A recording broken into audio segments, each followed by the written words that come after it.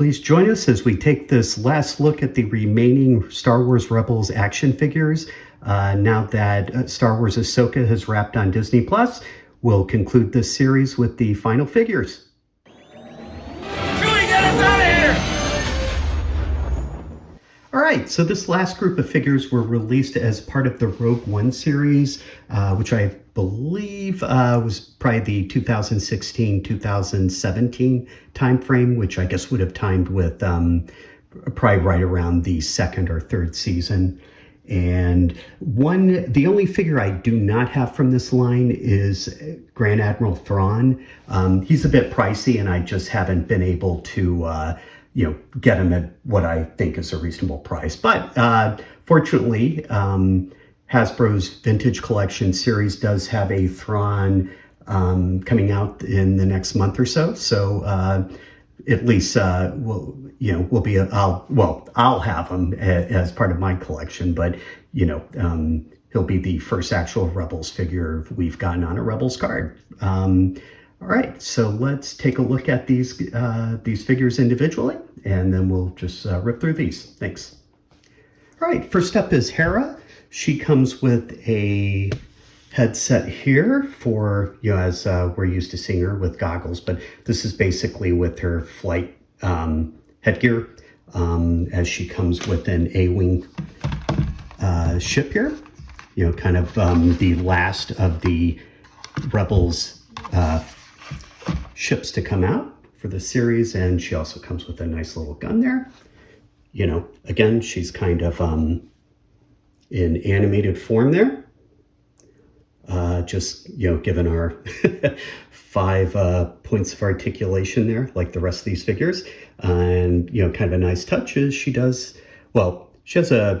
there's a bit of a molding at the bottom of her foot, which would, I guess, be where she would put her blaster. But since it's not actually opened for you to do that, we'll just let her keep holding it until she loses it, as I'm sure many children did when this toy came out. And let's see, so that is actually the spaceship. It has this little bit down here with the you can cock it. It's got a Nerf thing. Let's see, can I do this?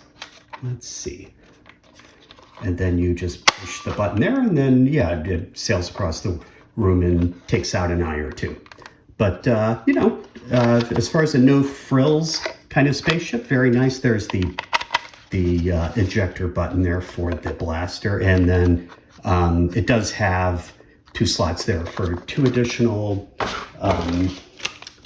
right here, 2 additional Nerf darts. Next up is Kanan in Stormtrooper disguise. Sort of my generation would always think of this as a Sandtrooper outfit because of the cauldron there. But obviously, Stormtroopers, well, actually, no, that's actually fitting with Ralph McQuarrie's original art for the Stormtrooper, who had a lightsaber like that, which, if you're following the Ahsoka series, you'll note that Ezra rebuilt a new lightsaber, leaving his with Sabine, and then basically using a hilt that kind of looks like Kanan's, with that little kind of plate saucer that goes around the back. That is him. And again, no frills, just the OA there. And I just did a video on Sabine Wren as part of the new Vintage Collection and Black Series figures. So if you want to see maybe a closer look at this figure, you can take a look at that and see how she shakes out compared to the other figures for Sabine. And I will. This will be my public service announcement on here.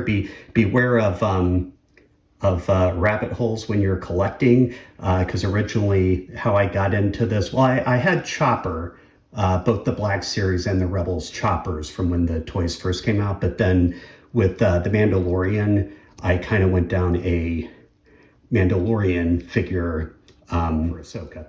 And here's Princess Leia. And I remember when this came out, I had always intended to grab it. And for whatever reason, she is the cheapest figure you can get. You can get her on eBay for, like $5. And then next up is Roque One. And kind of a nice looking figure. I just opened him for this video, for the sake of this video. He does have decent face sculpt. Again, it's a cartoon, so he's basically got the same kind of blaster, Mandalorian blaster that Sabine carries. One thing about getting out of focus there. One thing I have noticed kind of bothersome about this line is the figures and their relationship to their blasters. They're really kind of hard to get them to hold them for any length of time. So I imagine, and they all go down. That's the other thing, getting these things to stand. And next up is the Seventh Sister Inquisitor, which is a pretty nice figure. This one is probably the hardest one to get to stand. And it's the only one I've run across in this line that doesn't have peg holes. It's kind of odd because I don't think her feet are any smaller than Leia's, maybe just a teeny bit, but it would have been nice if they could have sorted that out. So if you're using that in a diorama or anything, it's probably fine for a kid playing. But and she also has the sort of most problematic hands in that the hands don't actually really support her lightsaber here. And similar to the other Inquisitors, has the dual blade, kind of like a spiraling fancy version of Darth Maul's. You can get the left hand to hold that a little. And then if I can get it off, it kind of snaps on nicely, so it appears flush, but she does have this mask piece that does, if I can get it, there you go. There's her face. So she has a separate mask piece that comes off. Again, has the 5 points of articulation and comes with this little kind of spider droid as featured in the series, similar to what we saw in the Clone Wars. And again, I'm just going to put her to the side because she is an absolute bear to try and get to. Very unpleasant to get to stand again. All right, next up is our favorite menace. And this is Darth Maul. This one of the better figures. Matter of fact, when my son saw this, he was very excited by this figure because it's his favorite incarnation of Darth Maul, which I guess means I might have to scare up another one somewhere. But he basically comes with that and then this hood. And he actually comes in the 2-pack with the Seventh Sister. So you basically get these two guys together. All right, for the last one, here we go. And the ATDP figure. And this one you would actually have gotten with some of the variants. You could have gotten this figure by itself with the Rebels, the first Rebels line, or with I think Target had a retail exclusive where the figure was packed with the ATDP, which is a vehicle I'm still trying to get. It's crazy pricing. And then here's his speeder bike, which is kind of like Ezra's from the Force Awakens series that I did within. All right, there we go. One last class picture before we wrap up. Thank you, as always, for watching this. If there are any questions or comments, please leave them below. Happy to try and answer them if I can. And until next time. Yahoo!